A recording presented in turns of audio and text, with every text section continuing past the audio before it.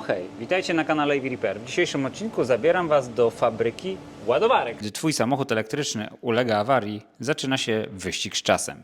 Zaczynasz nerwowo wyszukiwać w internecie, zaczynasz szukać na forach internetowych, zaczynasz szukać na Facebooku.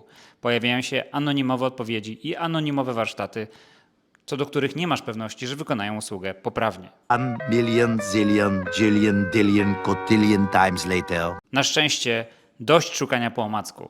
Czas na rewolucję w serwisowaniu samochodów elektrycznych. Znajdź właściwy warsztat, sprawdź co naprawdę potrafi, skontaktuj się z nim, uruchom nawigację i jedź. EV Repair Finder. Skończ z chaosem, postaw na bezpieczeństwo. Tak naprawdę niepoprawnie to określiłem, bo jesteśmy w fabryce czego tak naprawdę, Andrzej? Produkujemy elektronikę, a ponieważ produkujemy z pasją tą elektronikę, to zaczęliśmy produkować stacje ładowania pojazdów i spełniamy swoje po prostu marzenia i ekspresja taka nasza produkcyjna. My te urządzenia mamy od jakiegoś czasu w naszej ofercie. My jesteśmy ogólnie zadowoleni z jakości tych urządzeń i z tego, co one oferują. Dodatkowo chciałem też zaznaczyć, że te urządzenia są produkowane w Polsce, co zaraz Wam pokażemy. Andrzej też nam opowie na temat procesu produkcyjnego i co te urządzenia zawierają. Natomiast muszę zrobić to, czego nie zrobiłem w momencie, kiedy wprowadziłem to urządzenie do oferty, czyli unboxingu. Czyli my chcemy pokazać Wam to urządzenie i Andrzej Wam troszeczkę wyjaśni na temat tego, jakie to urządzenie ma wyciągnięte z pudełka funkcjonalności i dlaczego jest lepsze od innych, bo to jest bardzo ważne. Jakbyś mógł, Andrzej, parę słów powiedzieć i przede wszystkim pokazać, co tam jest w środku w tym pudełku. Słuchajcie, Chociaż już trochę widzimy. Ideą naszą jest to, żeby produkować ekologicznie, czyli tam, gdzie nie trzeba używać folii, to jej nie używamy.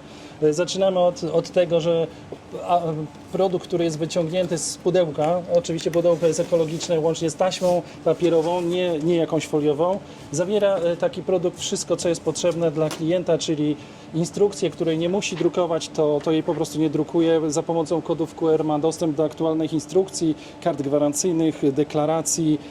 Wszystkie kody QR są prowadzące do aktualnych dokumentów.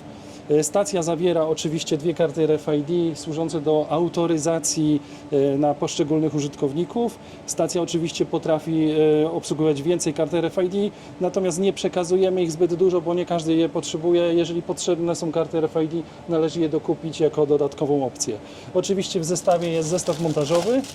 Zestaw montażowy zawiera również w opakowaniu papierowym komplet wkrętów, przepustów, takich rzeczy. Stacja sama w sobie jest tak skonstruowana, że ma płytę montażową, która powoduje, że bardzo łatwo do powierzchni płaskich jesteśmy w stanie... Możemy to chyba pokazać tak, tutaj, możemy tutaj jest akurat, za moment, ja już tutaj sobie wezmę taką płytę montażową. Płyta montażowa to jest, słuchajcie, płyta, którą mocujemy powiedzmy do ściany na 4 kołki rozporowe, tak? I następnie taka płyta montażowa idealnie pasuje w tylną część obudowy, czyli tak, jeżeli uda nam się 4 kołki rozporowe do ściany wkręcić, to na 100% już mamy ok, jest dobrze. Ważne, żeby nie wkręcić przez jakiś przewód, przez jakąś instalację wodną, kanalizacyjną czy tam wodną.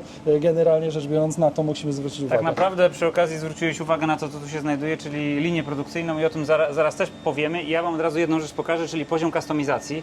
To jest panel przedni, który dla nas Andrzej przygotował, dla sieci EV Repair. I zobaczcie, mamy teraz wallboxa firmy EV Repair. Oczywiście jest to produkt firmy Antpol Electronic, ale skustomizowany pod naszą sieć. Oczywiście Andrzeju, w standardzie kolor stacji jest jasny, powoduje to, że możemy je bardzo łatwo kustomizować. Tak naprawdę możemy albo okleić folią, ale polecamy również drukowanie UV, co powoduje, że jesteśmy w stanie te 5 lat na słońcu wytrzymać w dobrej jakości i mieć dobre tutaj efekty graficzne. Jakbyś powiedział o wariantach tych ładowarek, jakie to są dostępne i co dostajemy tak naprawdę w pudełku, jeżeli chodzi o możliwości tego urządzenia?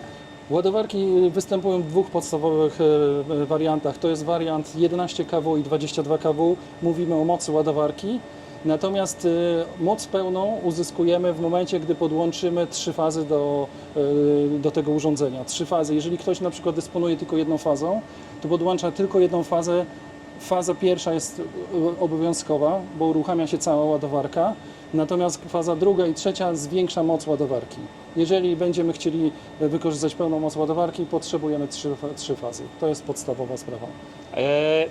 Wspominałeś też coś o tym, że niebawem mają się pojawić, bo standardowo urządzenie jest wyposażone w kabel 5-metrowy, ale mówiłeś Tak. też o tym, że istnieje szansa, że niebawem się pojawią urządzenia lepsze. I tutaj zszokowałeś długością kabla, także Oczywiście my jako producent możemy sobie pozwolić na to, żeby spełniać życzenia wszystkich klientów i większość klientów mówi 5 metrów wystarcza, ale potrzebujemy w niektórych momentach 8 metrów na przykład, 7-8 metrów. My stwierdziliśmy, że już nie będziemy robić i 7 i 8, robimy 8. Czyli jeżeli klient potrzebuje mieć dłuższy kabel, proponujemy mu 8-metrowy kabel, czy to dla wersji 11 kW, czy to dla wersji 22 kW.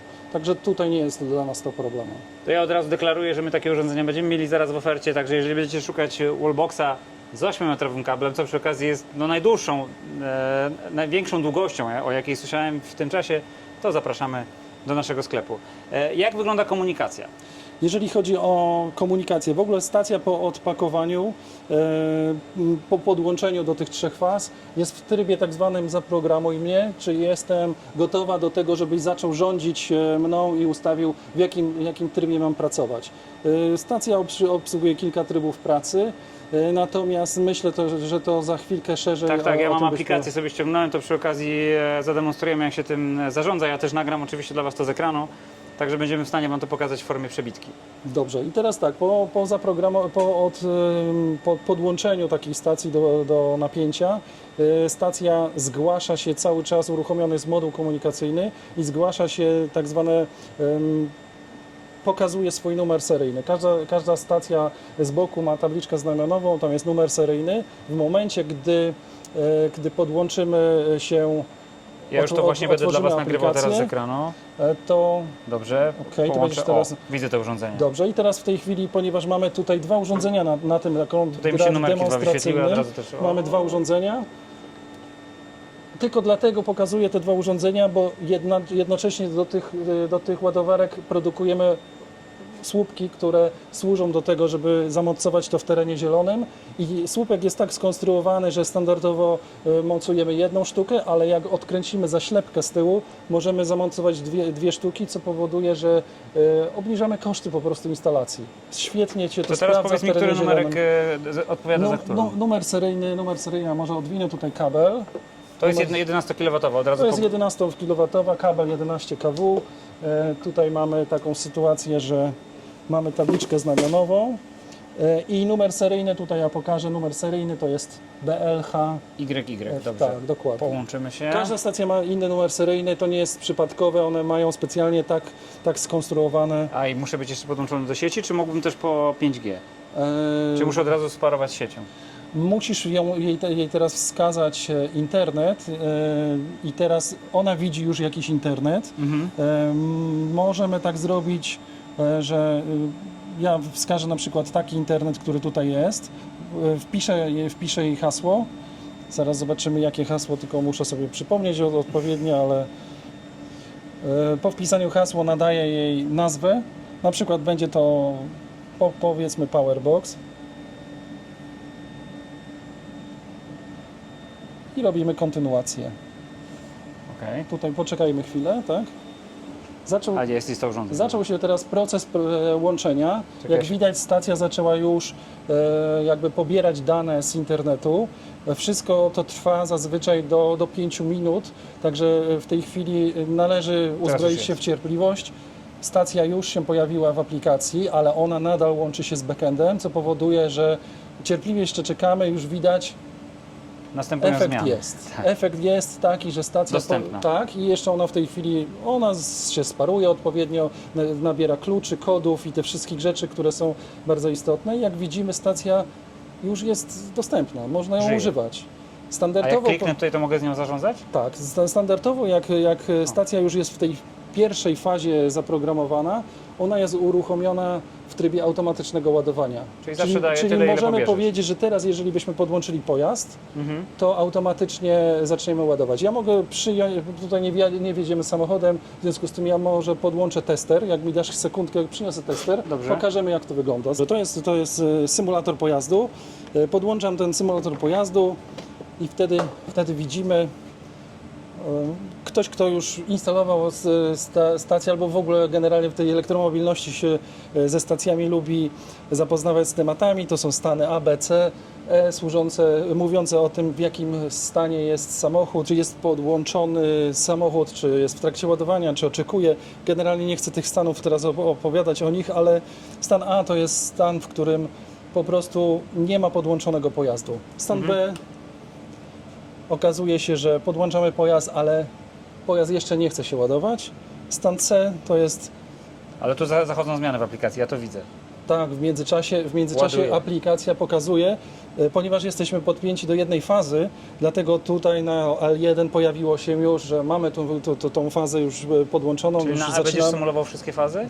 na stan E. No. Stan E to jest błąd i to jest Okej. jeden z Nie jest najważniejszych, error. Okej. to jest jeden z bardzo ważnych stanów, gdzie po instalacji stacji instalator powinien to sprawdzić, dlatego że tutaj to jest właśnie to bezpieczeństwo prądu pływu, prądów różnicowych, to jest bardzo istotne. Ja go zasymuluję, zobaczcie co stacja ze sobą zrobi.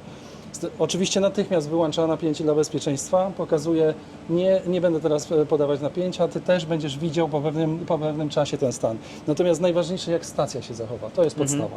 Ja wrócę Zajęte. i zobacz, jest teraz taka sytuacja, niby odłączyłem pojazd, jest taka sytuacja, że otworzyliśmy sobie nowy produkt z pudełka, zajęło to nam parę minut, i teoretycznie jesteśmy skonfigurowani do automatycznego ładowania.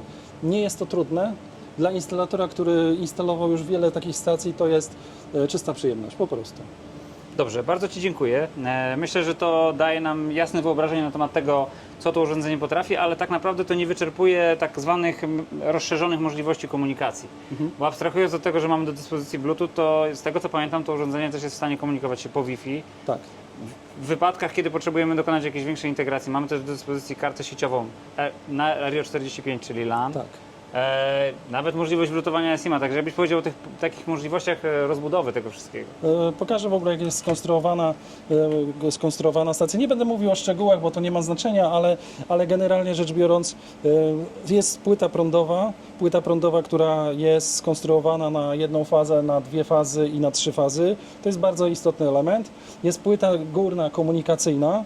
I jest płyta interfejsowa. Interfejsowa to jest czytnik RFID plus kolorystyka diod. Oczywiście diody są RGB, czyli tak naprawdę użytkownik może sobie dopasować, jakie ma preferencje świecenia w każdym stanie. Oprócz stanu awarii i oprócz stanu aktualizacji, tu zawsze jest kolor czerwony zarezerwowany, bo to jest po prostu istotne. Natomiast jeżeli chodzi o płytę komunikacyjną, tą większą, ona, tak jak zwróciłeś uwagę, ona pozwala, może tutaj jak kamera pokaże, mamy gniazdo RJ45, mamy RS485, generalnie możemy podłączyć tutaj kabel LAN i to polecamy robić w instalacjach na parkingach wielopoziomowych, gdzie Wi-Fi jest wątpliwe. W związku z tym polecamy podłączać tutaj stację do kabla LAN. Ona sobie samodzielnie znajdzie parametry routera, który jest dostępny i w zasadzie za pomocą tego złącza RJ45 możemy mieć kontakt z backendem. Stacja będzie wykonywała te rzeczy, które w tej chwili zaprogramujesz z aplikacji. Chyba też ważna jest rzecz, bo Ty o tym trochę napomniałeś tutaj, ale to nie zostało jasno i wyraźnie powiedziane. Kolor tego RGB możemy zmieniać. Tak. W sensie w palecie RGB możemy zmieniać kolor tych diod. Jak odpalisz, jak otworzysz aplikację, ja Ci to Dobrze, to pokażę w jeszcze którym raz. miejscu. Podstawowe rzeczy, ty masz w tej chwili włączoną aplikację, jesteś jakby właścicielem tej stacji. W związku z tym, jeżeli rozwiniesz tutaj, naciśniesz rozwiń, tutaj masz paletę Ustawienia kolorów. kolorów. I teraz ustawienia kolorów, to jest niby drobna rzecz, ale po pierwsze można wyłączyć ten kolor, czyli jeżeli ktoś na przykład nie chce, żeby mu świeciło w nocy na jego posesji jakimkolwiek kolorem, to po prostu wyłącza. Natomiast jeżeli chce zmienić kolor, to po prostu dobiera kolor dla każdego stanu, wysyła to do stacji za pomocą backendu, stacja utrzyma dyspozycję. To ja teraz zmieniam na purpurowy, to będziecie widzieć coś na przebitce. Rozumiem, że akcept. Akcept, tak.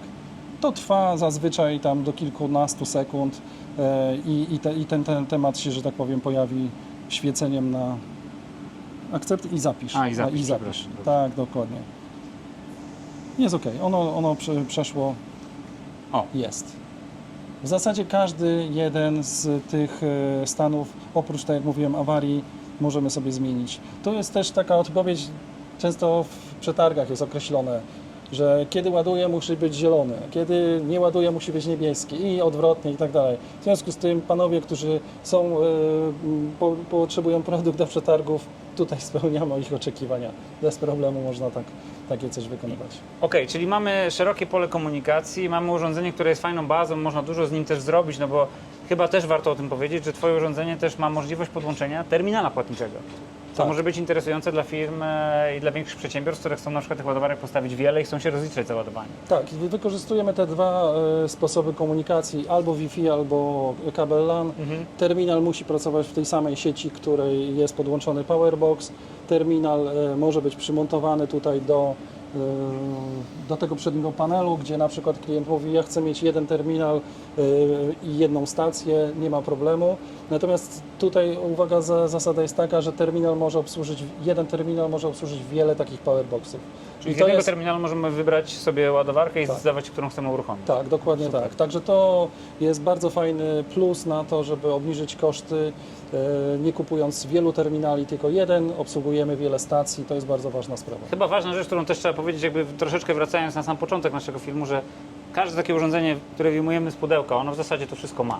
Tak. W sensie każde takie urządzenie ma ten LAN, ma to Wi-Fi, ma Bluetooth, ma możliwość zainstalowania SIM-a, jeżeli ktoś bardzo mocno się będzie zdeterminowany, Tak. żeby to zrobić, i ma możliwość zamontowania terminalu. Tak. Out of the box. Także moi drodzy, pamiętajcie o tym, że wspierając polskiego producenta, który ma tak szeroką koncepcję produktu, no, pozwalamy sobie na to, żeby jednak w naszej gospodarce rozwijały się jakieś tam kompetencje.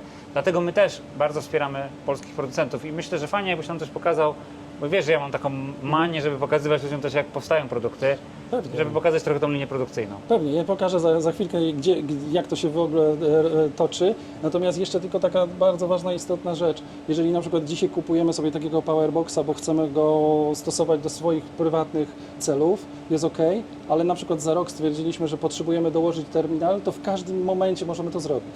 Jakby to nie jest tak, że musimy zmienić urządzenie. Generalnie rzecz biorąc, konstrukcja Powerboxa, płyty prądowe, płyta sterująca całym procesem ładowania plus prądy upływu. Tu wszystko jest zbudowane tak, że w zasadzie jeden element pilnuje drugiego. Czyli jeżeli wykryjemy jakikolwiek błąd, dla bezpieczeństwa stacja musi się wyłączyć. Dlatego to, co pokazałem, ten stan E. Nie ma opcji ładowania samochodu, kiedy samochód powie nie chce, bądź jest niebezpieczeństwo, stacja musi się natychmiast wyłączyć szybciutko.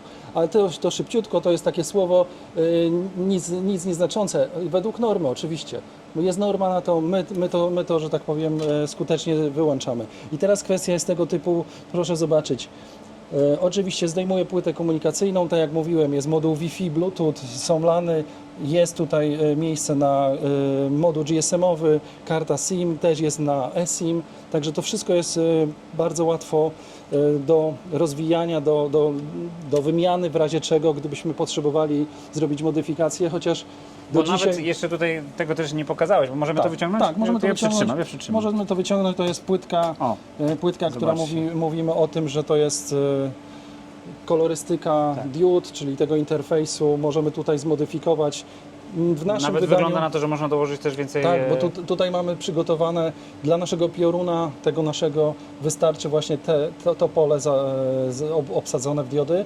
Natomiast gdyby ktoś chciał inne logo, my jesteśmy w stanie zrobić po prostu ten panel z innym logo, poszerzymy i tak dalej. Jeżeli chcemy, możemy w to miejsce włożyć jakby wyświetlacz LCD, który, no jeżeli będzie potrzebne, to zrobimy, tak?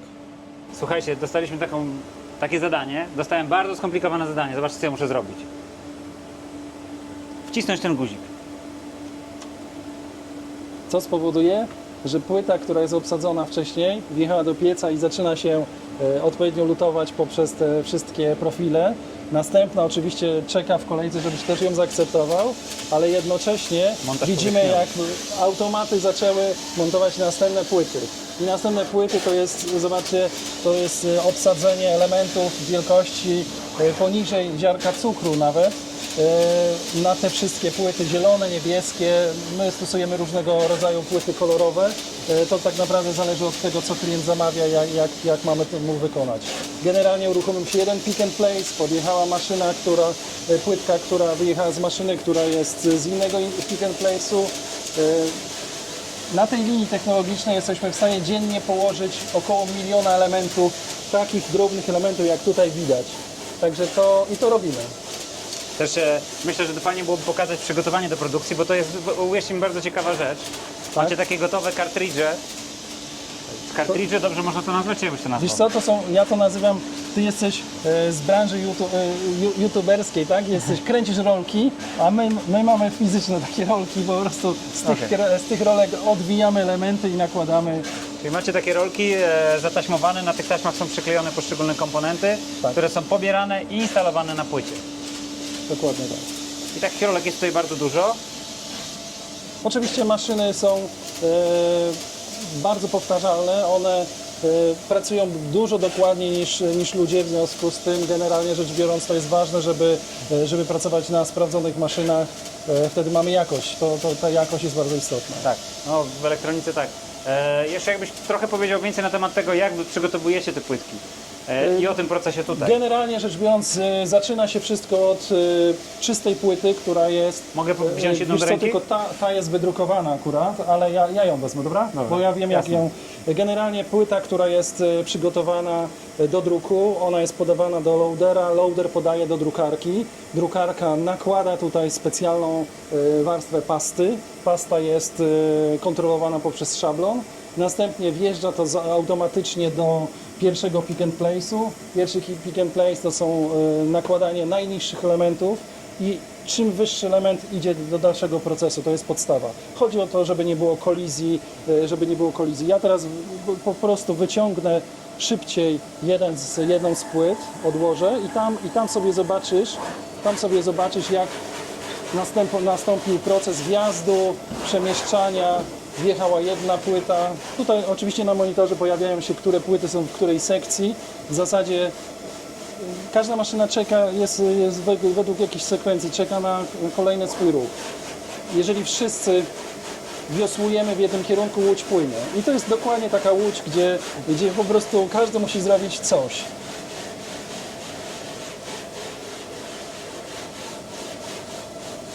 Jest to wszystko zabudowane. Ciężko zobaczyć tak naprawdę, jak te roboty, one tylko podjeżdżają na moment do wybierania tych komponentów. To jest związane z tym, że rękę tam nie należy, że tak powiem, wkładać. No nie, bo może to jest sobie coś autonomiczna nadrukować. jazda. Nie ma tam kierowców analogowych. Ja wam mówiłem, że autonomia ma przyszłość. Są tylko i wyłącznie, ja przyciskam dalej. Zobaczcie, tutaj mimo, że te maszyny szybko pracują, teraz mamy pokaz, w związku z tym to wszystko jest zwolnione do minimum, ale generalnie rzecz biorąc one bardzo szybko pracują w trakcie, kiedy normalnie jest produkcja i nie ma żadnej kolizji. To jest właśnie tak jak z samochodami elektrycznymi, z autonomiczną jazdą. Nie będzie kolizji, jeżeli tam nie włożymy zwykłego kierowcy, który jest nieobliczalny. Dokładnie tak. Także jeżeli tu włożymy rękę, rzeczywiście kolizja by była. Natomiast Poza tym pomyśl, gdyby ktoś musiał to ręcznie nakładać i wypalać albo, nie wiem, hoterem to wlutowywać, tak, no to byłoby nie do pomyślenia. To jest to, że pamiętasz, kiedyś przyjechałem do Ciebie i robiliśmy klamkę do Tesli Tak. i mówię, okej, możemy zrobić taką klamkę u nas też. Sam, to jest klient, który przyjechał do mnie i sam sobie naprawił klamkę. Tak. Nawet zrobił to oczywiście lepiej ode mnie, no bo trudno się dziwić. Oczywiście miejsce do kontroli, jak tutaj operator sobie po prostu zweryfikuje, Czyli że praca wszystko jest operatora okej. polega na tym, że on wizualnie sprawdza i wciska ten guzik. Dokładnie tak. Nie mamy jakiejś automaty. A to jest wolne miejsce teraz pracy? Można się tu zatrudnić u Ciebie? Ile bierzesz za jakiś ktoś, jak który naciska chcesz, guzik? ja myślę, że przyzwyczaisz się przez 2 miesiące na wakacje i później pogadamy o stawce i okej, będziemy mogli Cię zatrudnić. Jak masz wolne wakacje, zapraszam. Nie, no niestety nie. Okej. Ale fajna fucha, nie? Sami powiedzcie. Oczywiście takie płytki, które wjadą do pieca, są monitorowane. Wszystkie strefy są bardzo istotne, także tutaj każda płyta ma inny profil lutowania, bo jakby mamy strefy grzania z góry, z dołu, plus strefy chłodzenia. Samo wyjeżdża. Gdzie na nam końcu- wyjeżdża i gdzie nam wyjeżdża? Wyjeżdża oczywiście za długim piecem, wyjeżdża na końcu. Wyjeżdża na końcu na stos. Może za chwilkę jak będzie, bo już widzę, że tam na końcu już jest, bodajże na monitorze. Za moment będzie wyjeżdżała, tu będzie najpierw tu widoczna. Jak sobie zobaczysz, ona będzie widoczna przez, no nie jest może to super widoczne, bo będzie jakiś refleks, ale za moment się pojawi. I już dokładnie Ci powiem, jeszcze za gdzieś 30 sekund. Oczywiście tutaj płyty są jeszcze ciepłe. I wygrzewacie to, żeby uniknąć efektu zimnych lutów, czy... Wiesz co, piec jest tak skonstruowany, że on ma najpierw strefy grzewcze, potem pik lutowania, potem chłodzenie i ona tu wyjeżdża już jakby gotowa do tego, że można ją wyjąć na powiedzmy tak zwaną naszą temperaturę, ale mimo wszystko ona jest jeszcze ciepła. Zwłaszcza jak montujemy na przykład płyty na aluminiowych PCB, gdzieś na jakieś oświetlenie robimy, no to w tym momencie to jest sytuacja tego typu, że te płyty są naprawdę gorące. Jeszcze sekundkę, ale to wszystko jest tak, że człowiek tutaj jakby nie decyduje o tym. Jeżeli profil jest ustalony na samym początku, to my nie mamy wpływu, to musi ten proces przejść do końca według czasu i według temperatur i przez to mamy jakość powtarzalną. No tak, Jakby oczywiście. jeżeli ktoś będzie wyciągał wcześniej lub później, leci. jest i wyjeżdża, ona sobie wyjedzie na transport, oczywiście w ten sposób. Jest podawana tutaj, wypychana siłownikiem i mamy na samym końcu już tutaj płytę, która... Już padła, tak? Tak, i to jest właśnie ta ostatnia. Okej. No i widzimy wszystko. I widzimy wszystko, dokładnie. W tym momencie oczywiście te płyty są tak zrobione, akurat te, że lecą na drugą stronę, na drugiej stronie będą moduły Wi-Fi montowane, dużo więcej elementów będzie, ale nie jest problemem, te dolne nam nie odpadną. My mamy tak profil ustawiony pieca, że z jednej strony jest grzanie, z drugiej lekkie chłodzenie, powoduje to, że wszystko jest polutowane jak trzeba. I na końcu taka płyta, która jest zrobiona, idzie na testy, na programowanie, na różne rzeczy, które są związane z tym, żeby to urządzenie... Ile osób tutaj tak normalnie pracuje codziennie? W tej chwili w firmie tak na jednej zmianie jest około 12 osób. Także to wystarcza, dlatego że operator, który jest przy tej całej linii technologicznej, jakby doskonale po tych wszystkich światełkach wie, co ma robić. To wszystko jest zautomatyzowane. Pilnujemy tylko i wyłącznie do tego, żeby maszyny miały komponenty, miały odpowiednie rzeczy, które są potrzebne do produkcji. Andrzej, mega wielkie dzięki. Myślę, że mnie to bardzo interesuje, nie wiem jak Was. Przede wszystkim bardzo mnie cieszy to, że widzę, że istnieją polskie firmy, które pewną część procesu technologicznego i to tą skomplikowaną część wykonują u siebie. Na pewno na etapie projektu, na etapie zaprogramowania produkcji, na etapie koncepcji produktowej, tak? Ten produkt trafia do nas i on jest naprawdę przemyślany. To nie jest jakiś produkt zupełnie znikąd, tylko ten produkt ma swoją koncepcję i widzimy, że ten produkt ma szanse rozwojowe. Także słuchajcie, dołóżmy nasze 5 groszy, kupmy produkt Powerboxa, oczywiście w EV Repair i kurczę, wielkie dzięki stary. Dzięki.